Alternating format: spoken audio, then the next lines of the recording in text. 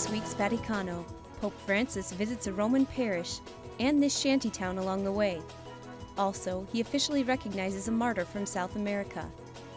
And he connects with disabled youth from different nations by way of a video conference from the Vatican. Archbishop Charles Chaput of Philadelphia talks about his private audience with the Pope, and Francis lights a candle against human trafficking. We also follow the Pope through his private audiences, including one with these people who are meeting to speak about the role of women in the Church. Also, these new showers will be open to the homeless right off St. Peter's Square. All this plus an exclusive first view of a new art exhibition in Rome, with art from the Marian Sanctuary of Loreto, Italy. Now in Vaticano.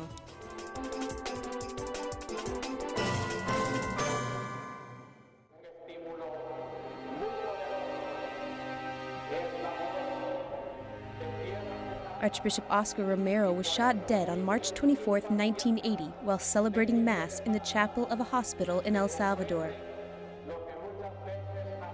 Pope Francis has just officially recognized his martyrdom.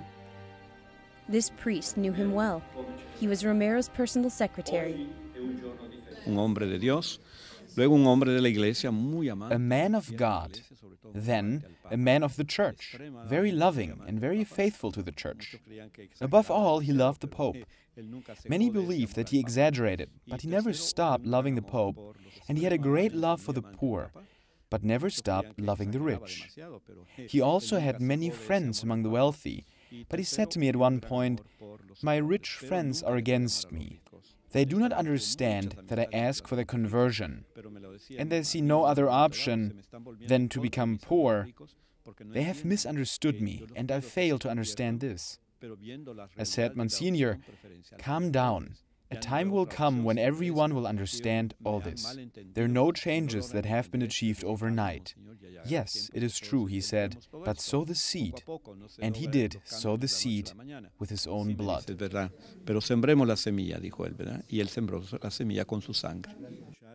For this archbishop, who is carrying forward Romero's cause for canonization, the testimony of his martyrdom could help every person to understand the importance of giving their life for others. Un vescovo che ha concepito il suo ministero episcopale. A bishop who has dedicated his episcopal ministry, even his own life, to help and defend the poor and weaker is like a slap in the face of a contemporary society that is caught up in itself, where everyone is interested in their own well-being, and where people are prisoners of their internal conflicts and are weary of the dream of a new country. Archbishop Paglia continues to wear Romero's cross as a reminder to live for others.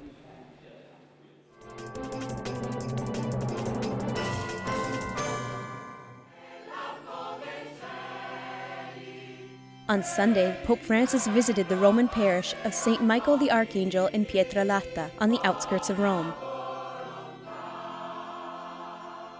Pope Francis heard confessions and celebrated Mass in the parish, which is known for its commitment to the city's poor and marginalized. In an off-the-cuff homily, Pope Francis reflected on the themes of teaching and healing, as presented in the day's reading.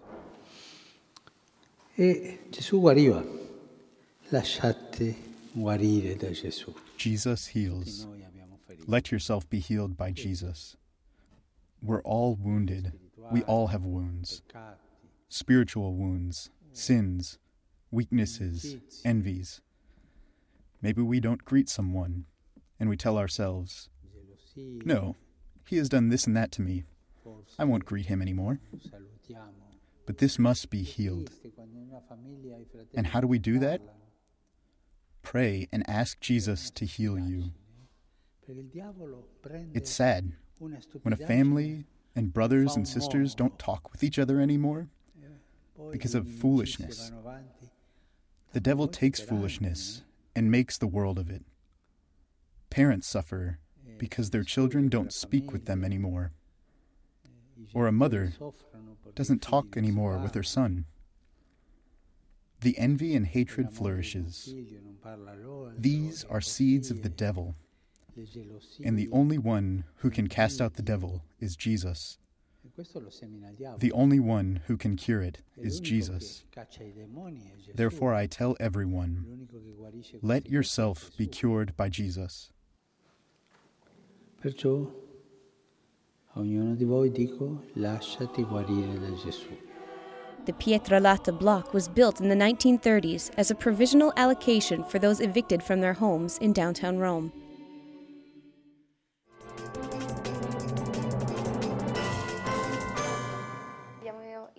Meu nome é Pedro, tenho 12 anos. Olá, Papa Francisco. Hello, Pope Francis. 7 children with disabilities from Spain, India, Brazil, and the United States were encouraged by Pope Francis earlier this month during a Google Hangout video conference. Todos ustedes tienen un cofre, una Each of caja. us has a treasure inside. Y adentro hay un tesoro. If we don't keep it enclosed, if we share it with others, Y el trabajo the de treasure is ustedes es multiplied abrir la caja, by the treasures of others. sacar el tesoro, I want to tell you, hacerlo crecer. don't hide the treasure Es que no that each escondan person el has. tesoro que cada uno tiene. Sometimes this treasure is A found veces quickly, se encuentra sometimes right enseguida. away, and A sometimes veces hay que hacer you como have el to juego act de la like it's a búsqueda del treasure in a tesoro. game. No Look se for it, encuentra enseguida. but once you've found Pero it, una vez que lo encontraste, share it and compartilo. multiply. Porque al compartirlo That's what I want to recibís say del to you otro guys. y se multiplica. Eso es lo que les quiero decir a ustedes, chicos. This chat was organized by the educational platform Escolas Ocorrentes, meaning Schools for Encounter. The initiative has brought together more than 400,000 organizations and bears the slogan, Building Peace Through Education and Technology. El Papa no solamente lanzó. The Pope did not only launch, on August the 13th, 2013, the Scholas as a worldwide project and an educational proposal. He proposed linking it to technology, sports, and art. And last September, he inaugurated the same Social Scholas, this platform where schools give kids the possibility of sharing their ideas and projects. Y que hace que los chicos puedan empezar a compartir proyectos. After last year's unprecedented online chat, this year's went a step further. Chicos no videntes, chicos down. Blind children, deaf children, children with physical deformities that through technology have overcome their own walls and have built bridges. They are a testimony that technology is well used and can be excellent for the classroom if it is used well, as proposed by Pope Francis. Para conformar el aula que propone el Papa Francisco. The funniest moment came when Spaniard Alicia, a 17-year-old with Down syndrome, told the Pope about her passion for uploading photos to her computer. She asked the Pope about his own computer skills. Oye, Papa Francisco. Decime, Te quería hacerte una pregunta. decime. ¿A ti te gusta hacer fotos y luego descargarlas en el ordenador? ¿Querés que te diga la verdad? Yo soy un Sí, por favor. tronco con la máquina. Yo no sé Qué pena. manejar el ordenador. Qué vergüenza, ¿eh? Frank answers to frank questions marked this papal initiative, which is becoming a regular occurrence in the Vatican.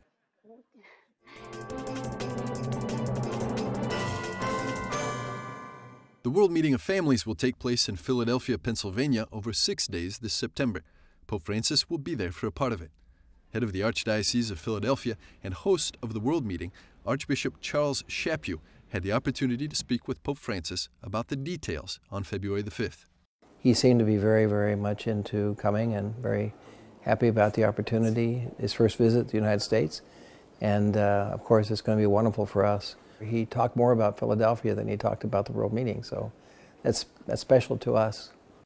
The Pope will also go to New York and Washington, D.C. on the trip. It's been confirmed that he will give an unprecedented address to a joint session of the U.S. Congress. I think it's the first time that the Pope will have addressed Congress, and it's a sign of how much Pope Francis is appreciated as a world leader. It's a good opportunity for him to call our congressmen to work for the common good and to work for the support of the dignity of every individual. So it's a wonderful opportunity. That opportunity will come on September the 24th. Although details of his participation are still to be confirmed, Pope Francis is expected to participate in the final 2 days of the World Meeting of Families on September 26th and 27th. Stick around after the break, more news on Pope Francis' visit to the USA.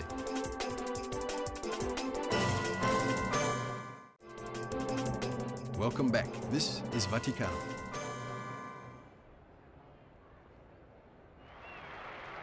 During his Sunday Angelus address, Pope Francis emphasized the salvific work of Christ and the meaning of suffering, externally and internally. Questo avviene anche nel nostro tempo. This also happens in our time, when, despite the many advances in science, the interior and physical suffering of people raises serious questions on the meaning of sickness, pain, and on the reasons for death. These are existential questions to which the pastoral action of the Church should respond in the light of faith, having before our eyes the cross, in which the entire salvific mystery of God the Father appears, who, out of love for mankind, did not spare his only Son.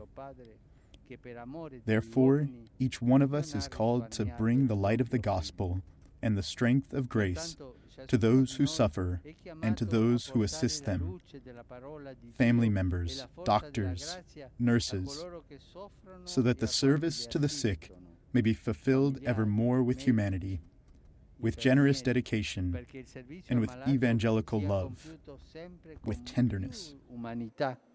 Con dedizione generosa, con amore evangelico, con tenerezza.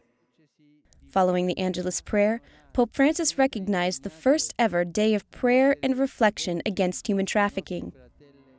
The event coincided with the feast of St. Josephine Bakita, a Sudanese-born Canossian nun who was kidnapped at the age of 7 and forced into slavery. Pope Francis received participants of the yearly plenary of the Pontifical Council for the Laity in audience at the end of an intense week of meetings.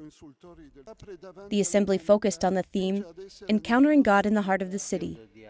Pope Francis shared a reflection of his own with them.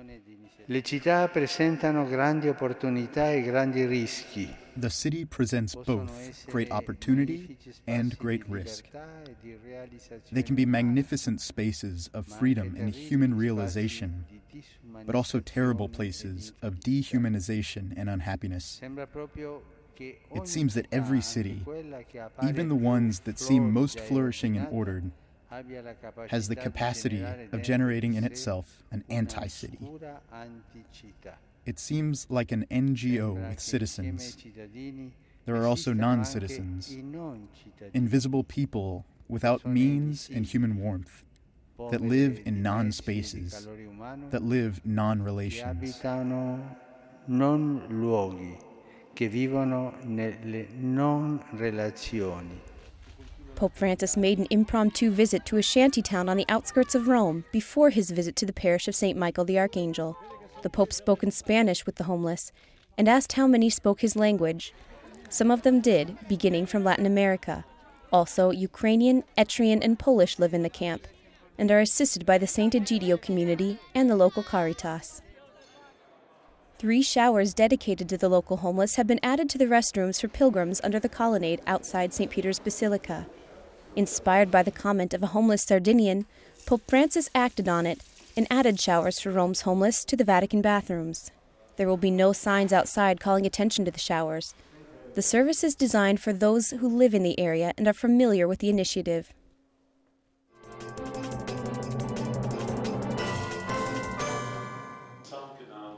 The Pontifical Council for Culture organized its plenary session entitled Women's Cultures, Equality and Difference, the first week of February in Rome. At times when we talk about equality in secular culture, sometimes it's as if, it's on rights. The whole point is about rights. But we would say really that equality is rooted in our life in God, in our baptism. So that's the root of the equality between men and women. Well, men and women are equal, yes, but they do have different gifts, I would say. I would talk about different gifts. And that's one of the things that we've been exploring in the conference that we've been, in this plenary session. You know, how can one talk about different gifts, the different gifts between men and women, without doing two things? The first thing is not to stereotype women. And the second point, which I think is very important, is not to use the idea of different gifts to suppress women.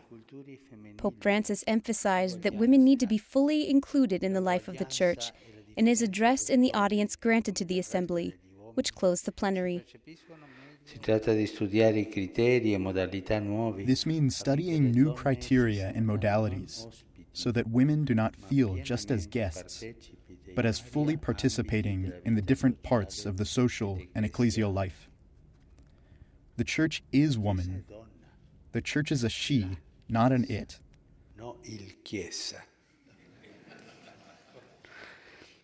That is a challenge that cannot be emphasized enough.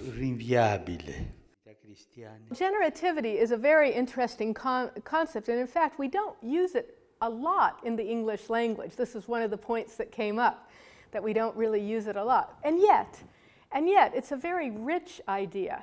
Of course, we can talk about biological generativity, the call to be fruitful and to multiply on a biological sense, in a biological sense. Of course, that's a part of generativity. But also, generativity is much broader than that. Generativity is about bringing life and sharing life with the next generation. And so generativity happens in all sorts of different ways. For example, in teaching, in mentoring. Pope Francis has been putting a particular emphasis on the contribution of women in the Church.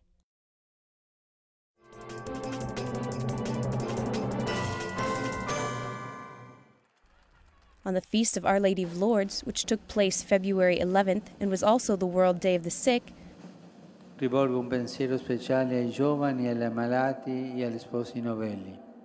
I direct my thoughts especially to the youth, the sick, and to newlyweds. Today we remember the feast of the Blessed Virgin Mary of Lourdes, and we celebrate the World Day of the Sick. Dear young people, be ready to be eyes of the blind and feet of the lame. Dear sick people, always be sure of the prayers of the Church. And you newlyweds, love life. It's always sacred, even when weakness and sickness torments you.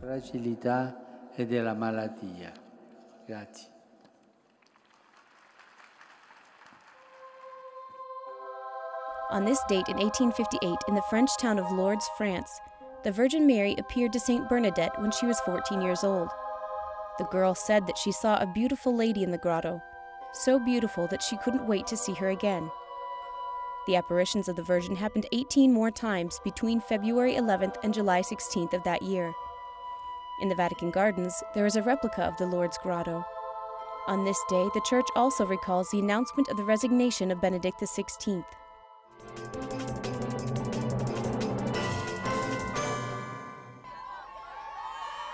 In the meditation of the general audience, Pope Francis explained the value of children in a family.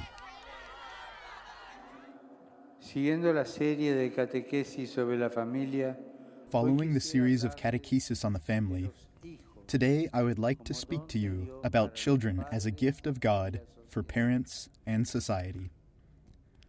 A child is loved for being a child, not because they are beautiful, healthy, or good, and not because they think like me or fulfill my desires.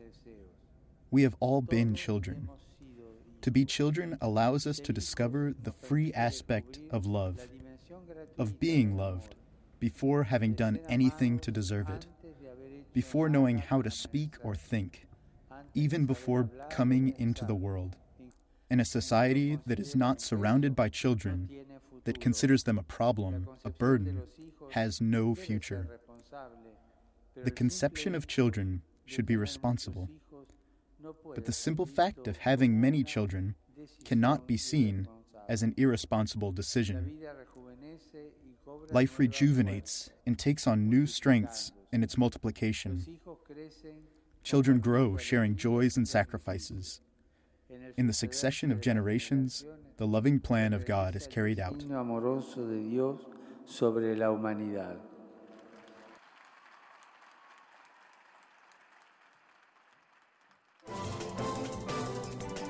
Stay tuned. After the break, you'll see a special initiative against human trafficking and enter a unique exhibition.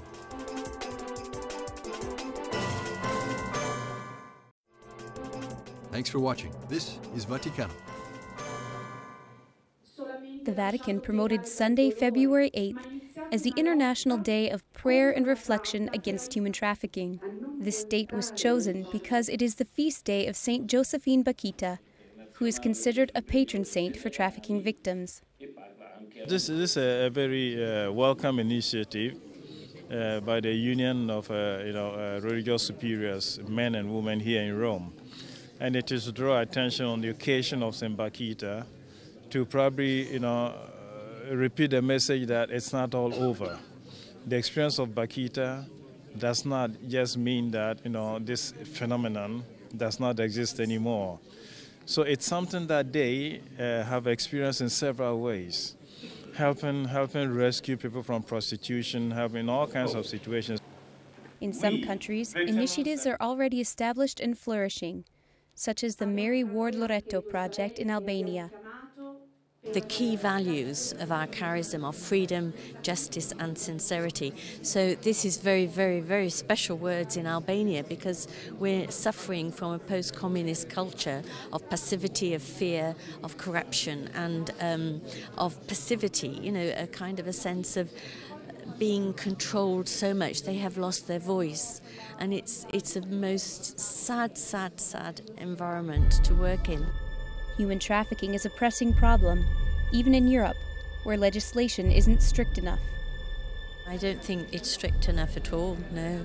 And some are slipping back because of the whole issue of their own poverty. Some countries are sinking financially, and as they sink financially, they look at the most vulnerable normally to see how they can bring money back into their own coffers. And say Italy was once the lead in probably all European countries in their policies for protection of victims. But I believe that is slipping now because probably they're in a financial crisis themselves, so they can't do all the things that they promised to do. Pope Francis himself welcomed the initiative and directed encouraging words to the workers in the field during his February 8th Angelus address. Incoraggio quanti sono impegnati. I encourage those who are committed to helping men, women, and children who are enslaved, exploited, and abused as instruments of work or pleasure, and are often tortured and mutilated. I hope that those who have governmental responsibilities may strive firmly to remove the causes of this shameful scourge. A rimuovere le cause di questa vergognosa piaga.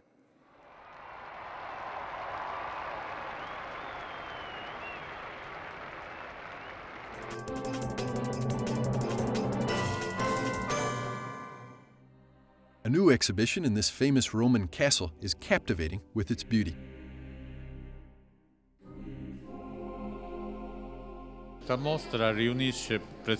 This exhibition contains 50 pictures from the Museum of Loreto.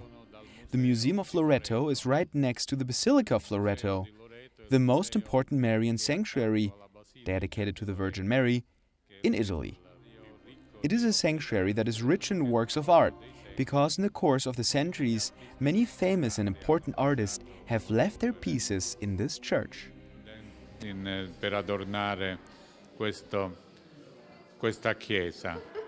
city of Loreto, Italy, is where the house of Mary, Joseph, and Jesus is located. Tradition has it that it was brought here by angels. This exhibition brings many of the shrine's treasure to the greater public for the first time. These are all works that were made with a devotional goal. They show moments out of the life of the Virgin or stories from sacred scripture, episodes of faith. All episodes have a religious context. The exceptionality of this exhibition is that for the first time these works have left the museum and are shown here in the prestigious place Castel San Angelo. One artist stands out, Lorenzo Lotto, a northern Italian who worked and lived in Loreto in his final years. Though he has died, his legacy remains. In this exhibition, there is a large selection of Lorenzo Lotto paintings, who is the most important artist that had worked in Loreto and that had died there and was buried right there in the basilica. The one that intrigues me the most is the one to my right, the casting out of Lucifer out of paradise. You can see two archangels, Archangel Michael with a sword and Lucifer with his torch. The name Lucifer comes from the Latin light bringer. Both have the same face, since they're both archangels. One is an obedient angel, the other one a rebellious one. But there is another detail of compassion. The one archangel stretches out a helping hand to save his friend, if you want, whereas he has a hand in a gesture of rebellion against the gesture of salvation. A very meaningful picture that Lorenzo Lotto probably painted to increase his faith.